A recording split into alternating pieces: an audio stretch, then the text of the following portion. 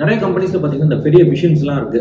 நம்மளோட milling machines இருக்கலாம், turning centres இருக்கலாம். அந்த மாதிரி அந்த மிஷின்ஸோட பெர்ஃபார்மன்ஸை எப்படி நம்ம மெஷர் பண்றது, இல்லைன்னா அந்த மிஷின் வந்து நம்ம எவ்வளோ தூரம் யூட்டிலைஸ் பண்ணிருக்கோம் அப்படின்றத மெஷர் பண்றதுக்குள்ள ஒரு டேர்ம் தான் பார்த்தீங்கன்னா ஓஇஇன்னு சொல்லுவோம், ஓவரால் எக்யூப்மெண்ட் எஃபெக்டிவ்னஸ். இந்த ஓஇஇ பற்றி தான் நம்ம இன்னைக்கு இந்த வீடியோவில் பார்க்குறோம். வாங்க இன்னைக்குள்ள வீடியோ பார்ப்போம்.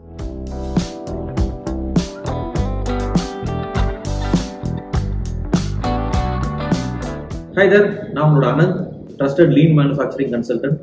இந்த வீடியோவில் நம்ம இந்த ஓஇஇ அப்படின்னா என்னன்றத டீட்டெயிலாக பார்க்கலாம். இந்த ஓஇஇ அப்படின்னா ஓவரால் எக்யூப்மெண்ட் எஃபெக்டிவ்னஸ் அப்படின்னு சொல்லுவாங்க. இது வந்து இந்த டிபிஎம் அப்படின்ற அந்த கான்செப்ட்ல நிறைய யூஸ் பண்ணுவாங்க. உங்க கம்பெனியில் டிபிஎம்னா நீங்க யூஸ் பண்ணீங்கன்னா இந்த ஓஇங்கிற வார்த்தையை நீங்க கண்டிப்பாக யூஸ் பண்ணியிருப்பீங்க. ரொம்ப சிம்பிளா இந்த ஓஇஇ அப்படின்னா என்னன்னு சொல்லலாம்னா, எவ்வளவு தூரத்துக்கு நான் அந்த மிஷினை யூட்டிலைஸ் பண்றேன் அப்படின்றத குறிக்கக்கூடிய ஒரு நம்பர் தான் இந்த ஓஇஇ. இந்த ஓஇஇ எப்படி ட்ராக் பண்றோம், இதுல என்னென்ன மாதிரியான விஷயங்கள் இருக்குன்னு தான் இந்த வீடியோல பார்ப்போம். இதுல எசென்ஷியலா பாத்தீங்கன்னா 3 முக்கியமான பேராமீட்டர்ஸை நம்ம மெஷர் பண்றோம். இந்த 3 முக்கியமான பேராமீட்டர்ஸ் என்னென்ன அப்படின்னு பாத்தீங்கன்னா அவைலபிலிட்டி, பெர்ஃபார்மன்ஸ், அப்புறம் குவாலிட்டி. இந்த 3 விஷயம் தான் நம்ம இந்த ஓஇஇல இருக்கு. ஃபர்ஸ்ட் நம்ம பார்க்கலாமே அவைலபிலிட்டி அப்படின்னு பார்க்கலாம். அவைலபிலிட்டினா என்னன்னா, எவ்வளவு நேரத்துக்கு நம்ம மிஷினை பிளான் பண்றோம், அதுல எவ்வளவு தூரத்துக்கு அந்த மிஷினை ரன் பண்ணிருக்கோம், இதுதான் ஃபர்ஸ்ட். அதாவது நான் வந்து மிஷினை எவ்வளவு தூரத்துக்கு ரன் பண்ணிருக்கேன் அப்படின்றது இந்த அவைலபிலிட்டின்ற பேராமீட்டர்ல வரும். ஒரு எக்ஸாம்பிள் பார்ப்போமே, ஆப்ரேட்டிங் டைம் அப்படின்னா என்னன்னா, ஆக்சுவலா மிஷின் எவ்வளவு தூரம் ரன் ஆயிருக்குன்றது, எவ்வளவு நேரம் நான் பிளான் ப்ரொடக்ஷன் டைம் அப்படின்றது நான் எவ்வளவு நேரம் பிளான் பண்றேன். உதாரணத்துக்கு நாம ஒரு ஷிஃப்ட்டுக்கு 8 மணி நேரம் இருக்கு. அந்த 8 மணி நேரத்துல நான் என்ன பண்றேன், 2 மணி நேரம் சேஞ்ச் ஓவர் பண்ணிட்டேன். சரிங்களா, மிஷினை சேஞ்ச் ஓவர் பண்றேன். மீதி ஒரு 30 நிமிஷம் என்ன பண்ணிடுறேன், அதை வந்து யூஸ் பண்ணல, ஏதோ ஒரு காரணத்தினால அந்த மிஷின் நிக்குது. ஸோ 8 மணி நேரம் நான் பிளான் பண்ணியிருந்தேன், ஆனா ஆக்சுவலா எவ்வளவு நேரம் யூஸ் பண்ணியிருந்தேன்னு பாத்தீங்கன்னா ஒரு 5.5 மணி நேரம் தான் யூஸ் பண்றேன். அப்போ மீதி உள்ள இந்த 2.5 மணி நேரம் மிஷினை நான் யூஸ் பண்ணல. ஸோ இதுதான் பாத்தீங்கன்னா இந்த அவைலபிலிட்டிங்கிற ரேஷியோ. அதாவது ஆக்சுவலா எவ்வளவு நேரம் யூஸ் பண்ணேன் டிவைடட் பை டோட்டலா எவ்வளவு நேரம் நான் பிளான் பண்ணி வச்சிருந்தேன். ஸோ 5.5 டிவைடட் பை 8 அப்படின்னு பாத்தீங்கன்னா கிட்டத்தட்ட ஒரு 68.75% வரும். இதுதான் அவைலபிலிட்டி. அதாவது நான் பிளான் பண்ண 8 மணி நேரத்துல நான் 5.5 மணி நேரம் தான் ஓட்டியிருக்கேன். சரி, இது ஃபர்ஸ்ட் பேராமீட்டர். ரெண்டாவது பேராமீட்டர் பாத்தீங்கன்னா பெர்ஃபார்மன்ஸ் சொல்லுவோம். இந்த 5.5 மணி நேரத்துல நான் எவ்வளவு காம்பனன்ட் ப்ரொடியூஸ் பண்ணணும், அதுக்கு அகைன்ஸ்டா நான் எவ்வளவு பண்ணிருக்கேன் அப்படின்றது ரெண்டாவது பெர்ஃபார்மன்ஸ் அப்படின்ற பாயிண்ட். உதாரணத்துக்கு இந்த எக்ஸாம்பிள்ல பாத்தீங்கன்னா ஒரு காம்பனன்ட் நம்ம பண்றோம், அதோட நார்ம்ஸ், அதாவது ஐடியல் சைக்கிள் டைம் அப்படின்னு பாத்தீங்கன்னா 1.2 மினிட்ஸ் அதுல பண்ணணும். ஆனா நான் என்ன பண்ணிருக்கேன், இந்த 5.5 மணி நேரம் ரன் பண்ணி நான் கிட்டத்தட்ட பாத்தீங்கன்னா ஒரு 200 பீஸ் தான் பண்ணிருக்கேன். அப்படின்னா இந்த 200 பீஸ் பண்றதுக்கு நான் 5.5 மணி நேரம் எடுத்துருக்கேன். அப்போ அதோட ஆக்சுவல் சைக்கிள் டைம் அப்படின்னு பாத்தீங்கன்னா நம்ம அந்த டிவைட் பண்ணி பார்த்தோம்னு வச்சுக்கோங்களேன் 1.65 மினிட்ஸ் வருது. அப்படின்னா என்ன அர்த்தம், நான் 1.2 மினிட்ஸ்ல பண்ணக்கூடிய வேலையை 1.65 மினிட்ஸ் எடுத்து பண்ணிருக்கேன். சரிங்களா, அது அந்த ரேஷியோ தான் உங்களுக்கு பெர்ஃபார்மன்ஸ் அப்படின்னு சொல்லுவோம். இதை வந்து நீங்க வந்து எப்படி மானிட்டர் பண்ணலாம்னா, இந்த மாதிரி ideal cycle time versus actual cycle time பார்க்கலாம். நிறைய மிஷின்ஸ்ல பாத்தீங்கன்னா அந்த மிஷினோட ரேட்டட் ஸ்பீடை விட நிறைய கம்மி பண்ணி ஓட்டுவாங்க. இப்போ நீங்க சிஎன்சி மிஷின்ஸ்லாம் நான் நிறைய சென்னையிலலாம் யூனிட்ஸ்ல பார்க்கும்போது என்ன ஆகுதுன்னா, ஆக்சுவல் ஆர்பிஎம் வந்து எனக்கு 5000 ஆர்பிஎம் வரைக்கும் வைக்க முடியும். ஆனா நான் என்ன பண்ணுவேன், 3000 ஆர்பிஎம் தான் ரன் பண்ணுவேன். ஏன் அப்படின்னு கேட்டீங்கன்னா, அந்த மிஷின் ஏதாவது இதாயிடுமோ, டூல் பிரேக் ஆயிடுமோ, இல்லை வேற ஏதாவது பிரச்சனை வருமோன்னு சொல்லிட்டு நான் என்ன பண்ணுவேன், 50% ஸ்பீட்ல தான் ஓட்டுவேன். அது மாதிரி அந்த டூலோட டெப்த் ஆஃப் கட் பாத்தீங்கன்னா நான் 1 mm கொடுக்கலாம். ஆனா என்ன பண்ணுவாங்க, 0.5 mm தான் கொடுப்பாங்க. அப்ப என்ன பண்ணுவோம், 2 டைம் கட் பண்ணுவாங்க. ஸோ ஸ்லோவா ரன் பண்ணுவோம். இந்த மாதிரியான விஷயங்கள்லாம் பாத்தீங்கன்னா பெர்ஃபார்மன்ஸ் அப்படின்ற பேராமீட்டர்ல வரும்.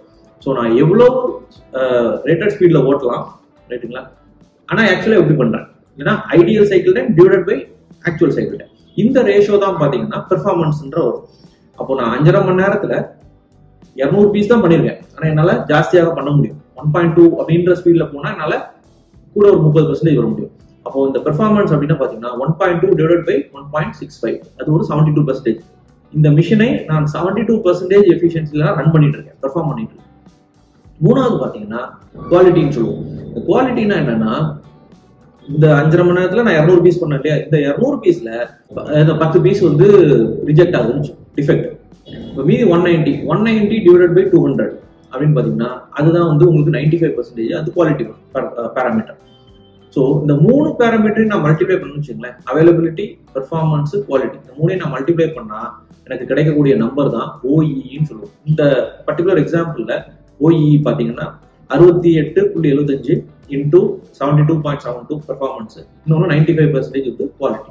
மூணையும் நான் மல்டிப்ளை பண்ணி எனக்கு கிடைக்கக்கூடிய நம்பர் 47.5. அப்படின்னா என்ன அர்த்தம்? இந்த மிஷினை நான் 47.5% தான் யூட்டிலைஸ் பண்ணிருக்கேன். ஸோ அதில் ஃபர்ஸ்ட் பார்த்தீங்கன்னா 8 மணி நேரத்தில் 5.5 மணி நேரம் ரன் பண்ணிட்டேன். அந்த 5.5 மணி நேரத்தில் எனக்கு 1.6 மினிட் பெர் பீஸ்ன்ற சைக்கிள் டைம்ல ஓட்டியிருக்கேன். ஆனால் எனக்கு ஆக்சுவலாக 1.2ங்கிற ஸ்பீட்ல ஓட்டலாம். அப்படி நான் ஓட்டி 200 பீஸ் கிடைச்சதுல எனக்கு 10 பீஸ் போயிடுச்சு. அப்போ 190 டிவைட் பை 200. ஸோ எனக்கு இருக்கக்கூடிய டைம்ல எனக்கு பார்த்தீங்கன்னா ஓவராலா நான் 47% தான் இந்த மிஷினை யூட்டிலைஸ் பண்ணிருக்கேன் அப்படின்றது தான் இந்த ஓஇன்னு சொல்லுவோம்.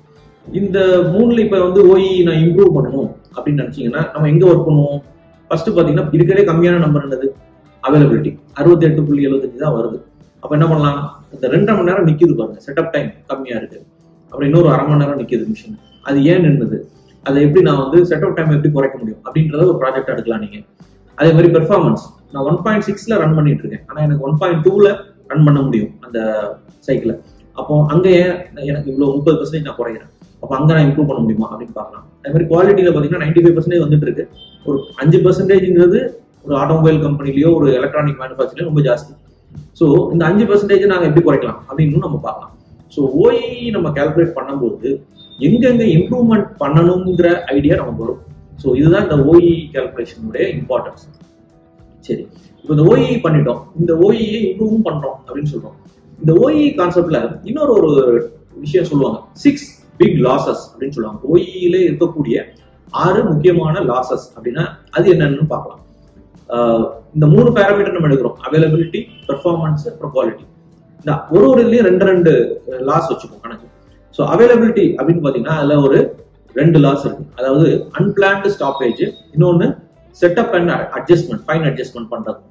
அதே மாதிரி பெர்ஃபார்மன்ஸ் லாஸ் அப்படின்னு பாத்தீங்கன்னா அதுல வந்து 2 விஷயம் பார்க்கிறோம், ஸ்மால் ஸ்டாப்பேஜ் ஒன்னு, இன்னொன்னு வந்து ஸ்லோ ரன்னிங், மிஷினையே நான் ஸ்லோவா ரன் பண்ணிட்டு இருக்கேன் அப்படின்ற நான் ஆல்ரெடி உங்களுக்கு எக்ஸாம்பிள் கூட கொடுத்தேன்.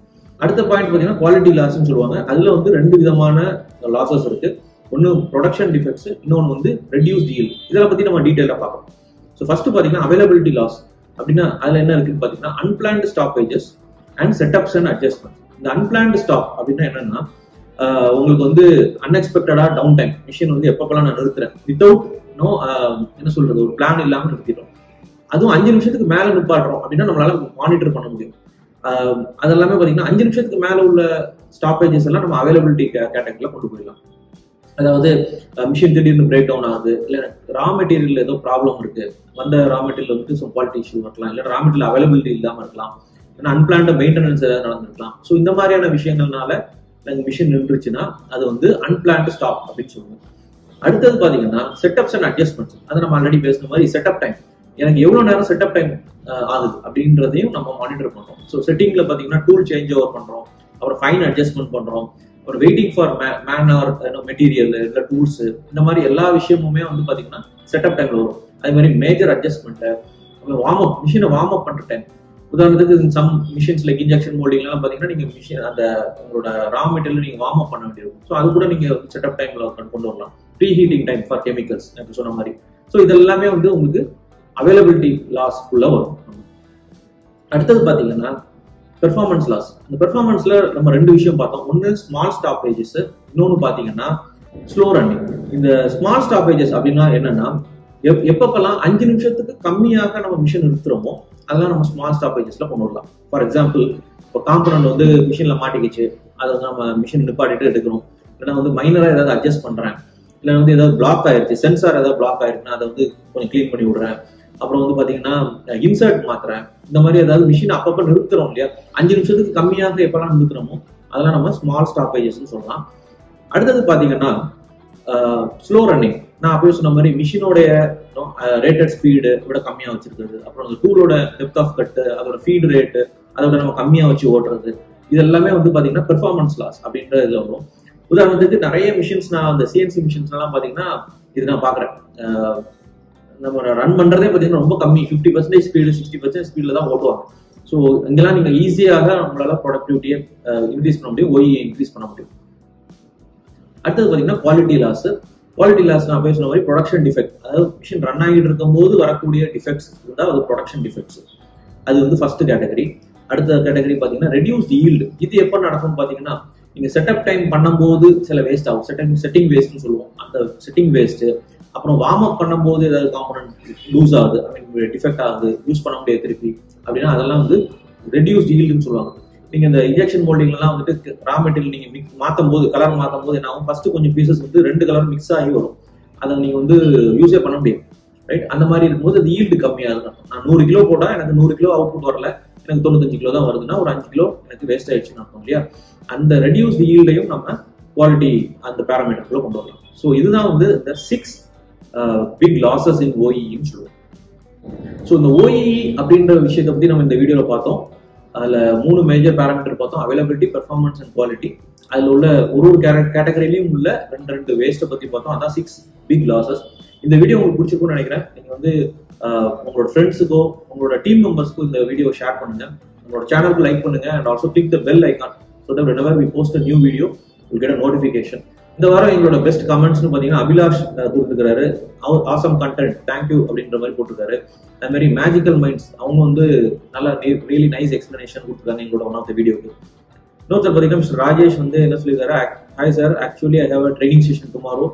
ஐ have plan to conduct a training about KPIs. This video was very useful. Thank you for your clear presentation.